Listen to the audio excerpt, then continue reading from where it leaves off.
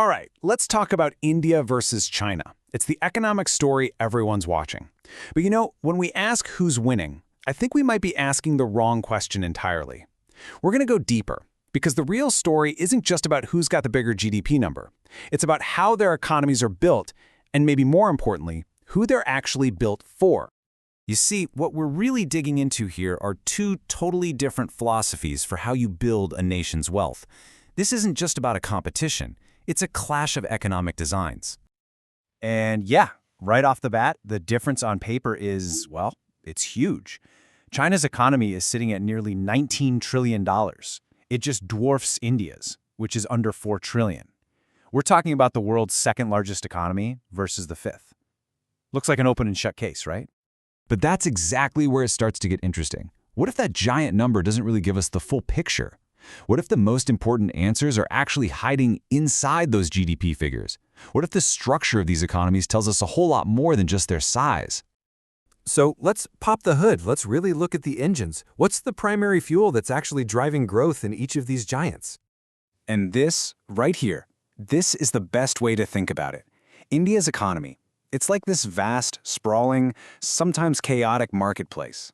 It's powered by the daily choices of over 1 billion people. China, on the other hand, is like a massive, finely tuned machine, centrally controlled and engineered for a very specific output. Look at India. A full 60% of its entire GDP comes directly from what people buy. We're talking about groceries, rent, phone bills, movie tickets, all of it. This makes it a fundamentally citizen-driven economy. Now, flip over to China, and wow, it's a totally different picture. Household consumption there, it's only about 40% of its GDP. The everyday spending of its 1.4 billion citizens just plays a much smaller role in the grand scheme of things. So that's the big question, right? If the spending of everyday people isn't the main thing powering the Chinese economy, then what is? Where does all that incredible economic might come from? The answer?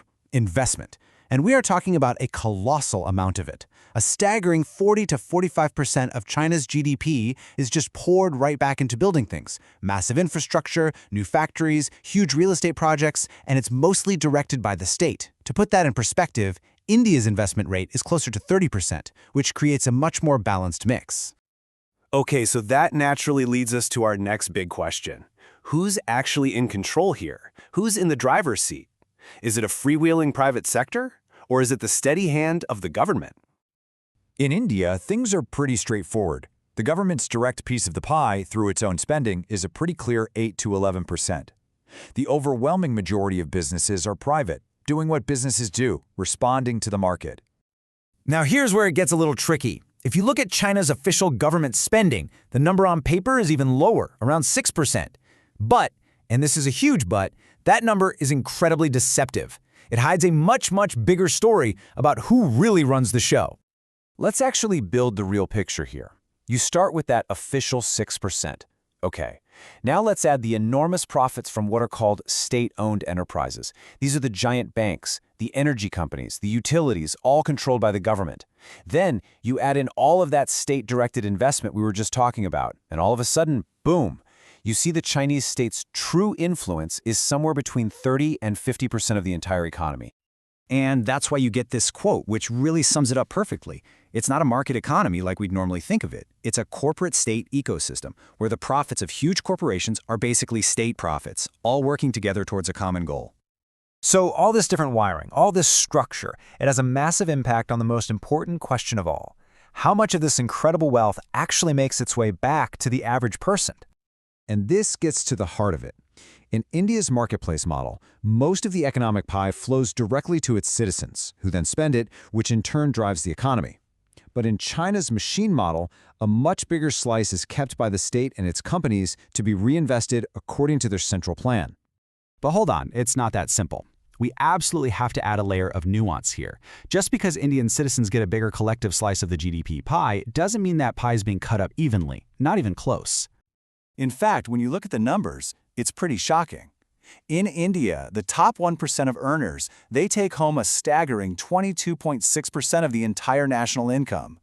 Now in China, that number is actually lower, around 15 to 16%.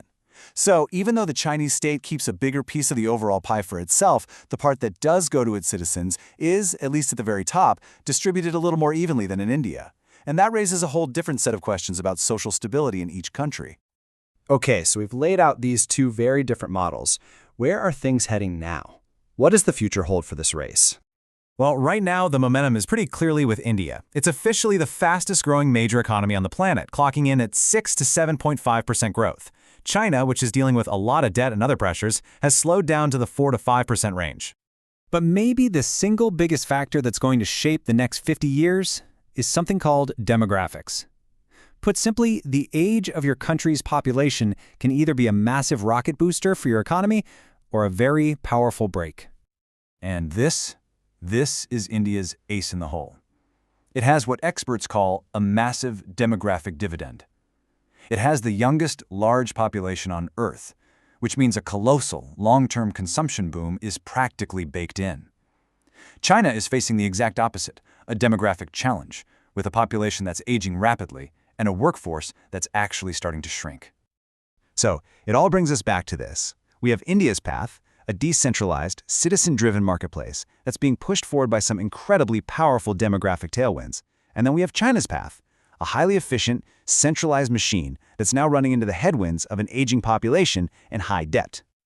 And that leads us with the ultimate question. In the long run, what's going to be more powerful and more resilient?